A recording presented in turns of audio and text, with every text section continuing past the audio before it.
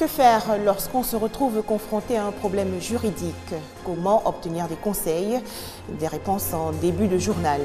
Enfin, la recherche progresse dans la lutte contre le virus Ebola. L'Organisation mondiale de la santé teste un traitement expérimental au Libéria.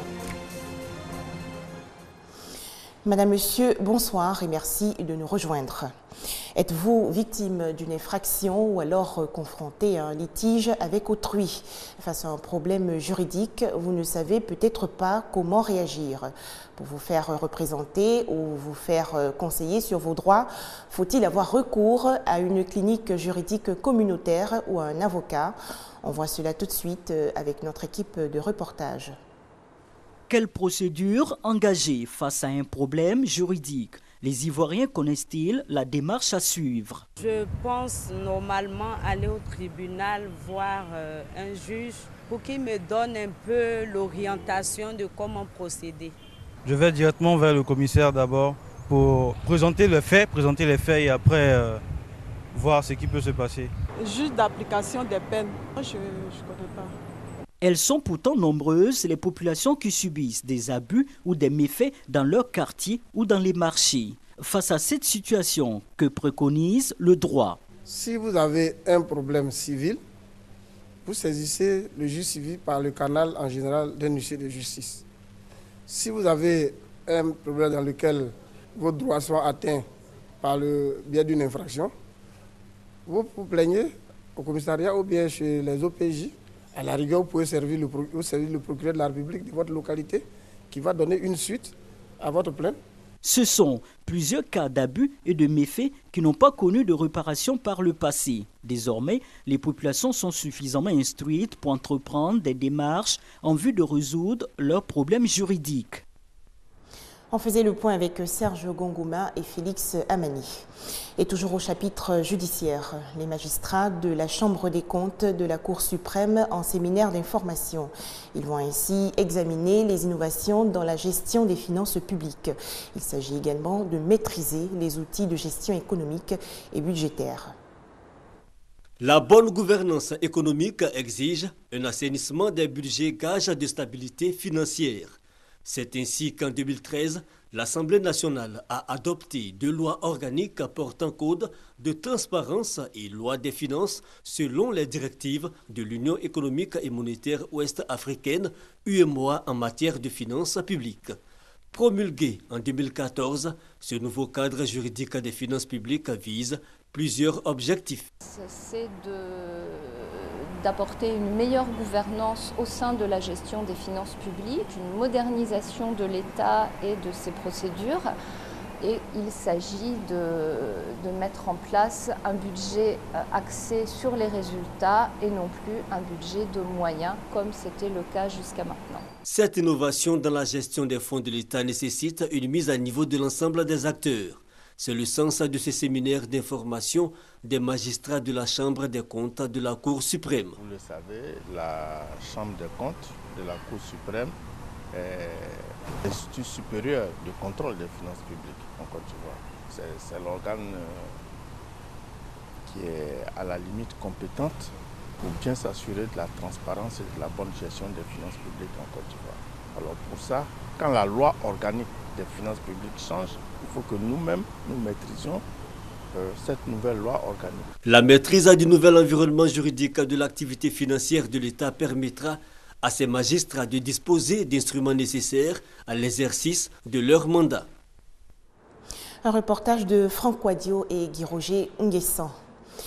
Les districts et conseils régionaux de Côte d'Ivoire en quête de financements internationaux.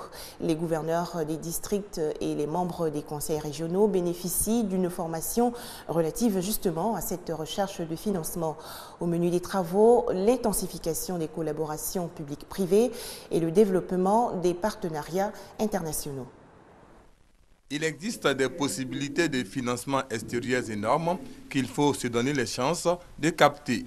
Ce sont les propos du président de l'Assemblée des régions et districts de Côte d'Ivoire, ARDCI, à ses pairs à l'ouverture de l'atelier. Pour lui, le développement économique régional ne peut s'effectuer sans projets adéquats et sans financement conséquent, vu le faible poids du budget alloué aux collectivités régionales. Cet atelier vise à mieux outiller les élus locaux à l'élaboration de projets et à la recherche des financements. Notre responsabilité, c'est d'organiser les jeunes et les femmes par les créations de coopératives de production, coopératives de commercialisation, les accompagner afin que ces coopératives, ces organisations puissent répondre aux besoins réels de la population ivoirienne. Le formateur assure que l'Union européenne dispose d'un fonds d'environ 180 milliards de francs CFA destiné à la Côte d'Ivoire jusqu'en 2020. Toutefois, l'accès à ce financement requiert des conditions. Il y a donc nécessairement une sélection qui s'opérera parce qu'il y a une multitude de projets et ça ne peut se procéder, cette sélection, que sur la base de projets qui soient réellement bien déposés, bien montés, de façon à ce que la sélection ne soit pas contestable. En plus, un souci de l'Union européenne de rendre compte, puisque l'argent que nous allons donner comme aide, c'est de l'argent du contribuable européen.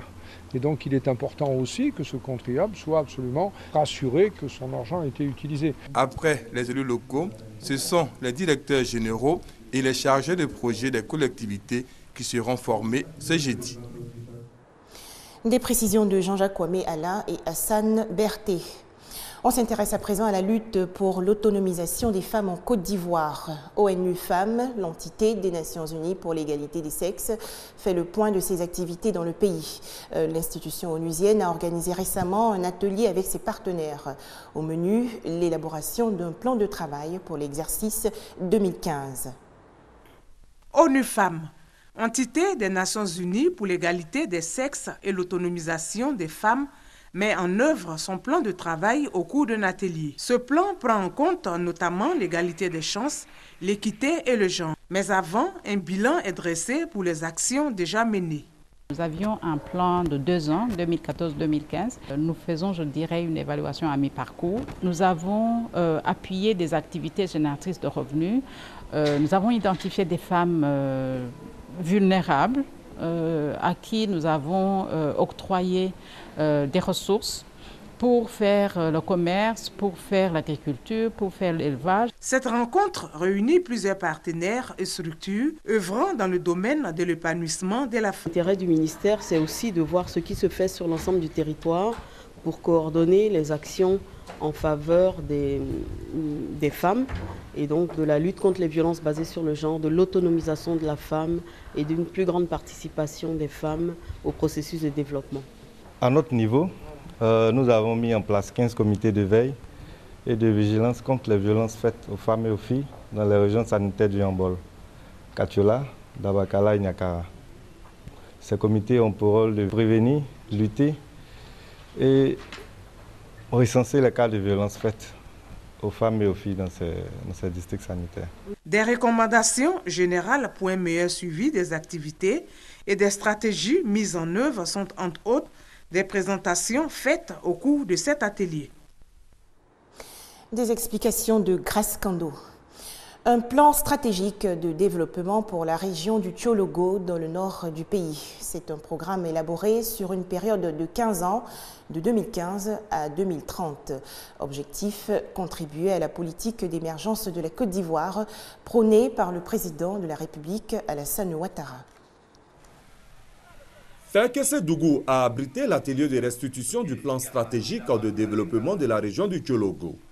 Le conseil régional a mandaté un cabinet d'experts en développement des collectivités décentralisées afin de faire la lumière sur les options à prendre en compte pour mettre le Tchologo sur les rails du développement.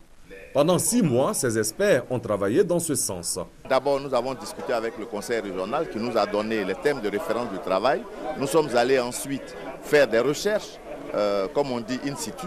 Et après, nous sommes venus sur le terrain, nous avons parlé aux populations, nous avons discuté avec les populations, nous avons recueilli leurs desiderata. Nous sommes allés voir, après avoir fait un diagnostic de ce qu'il y avait dans le Tchologo. Nous avons confronté cela à ce que nous avons entendu avec les populations. Nous avons fait des propositions de solutions. Nous avons soumis au Conseil régional aujourd'hui les résolutions et les projets que nous pensons que le Conseil doit mettre en œuvre pour pouvoir régler les problèmes que nous avons découverts ici dans le Tchologo. Pour le Conseil régional du Tchologo, cette région ne saurait rester en marge de l'émergence en cours dans le pays. Cette étude nous permet de savoir où les problèmes de centres de santé, où il y a des problèmes d'adduction d'eau, où il y a des problèmes d'électrification, où il y a des problèmes de réhabilitation des classes, d'écoles ou de construction d'écoles. Donc, avec les différentes priorités. Donc, ça nous permet donc d'avoir un travail facile et d'aller vers les problèmes. Surtout que c'est un document qui a pris en compte les priorité des populations. Le plan stratégique de développement de la région du Tchologo, qui court sur la période 2015-2030, prend en compte 3 thématiques. Le développement humain et les infrastructures socio-communautaires, les infrastructures économiques et le développement des secteurs productifs, et enfin le cadre de vie, l'environnement et la sécurité. Des précisions de Kader Sogodogo de RTI Bouaké. Une avancée dans les recherches contre le virus Ebola, en plus des tests cliniques de 2 vaccins potentiels qui vont commencer dès la fin janvier. L'Organisation mondiale de la santé a mis au point un traitement expérimental. Il est testé au Libéria depuis le 2 janvier dernier. Les détails avec Sylvie Touré. Peut-être le début d'une solution définitive à la fièvre hémorragique Ebola. Le Libéria, le pays le plus touché par le virus, teste depuis le 2 janvier dernier un traitement expérimental contre le virus. Son nom, Brincidofovir ou BCV. Il est administré aux patients détectés positifs au virus. Les patients qui viennent à Elwa 3 sont contrôlés par nos collègues de MSF. On leur fait des tests sanguins et s'il apparaît qu'ils sont infectés par le virus d'Ebola, ils ont l'opportunité de participer à l'essai clinique. C'est entièrement sur une base volontaire.